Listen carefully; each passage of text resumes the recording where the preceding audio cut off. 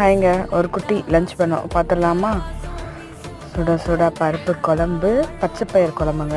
இது நீங்கள் செஞ்சு பாருங்கள், நல்லாயிருக்கும், டேஸ்ட்டாக இருக்கும்.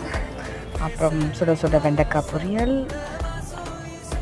வித் ஃபேவரட் கேரட் பொரியல். அப்புறம் ரசம் வந்து எங்கள் வீட்டில் டெய்லி வச்சுருவாங்க. ஸோ ரசம், தென் சுட சுட ரைஸ். வாங்க சாப்பிடலாம்.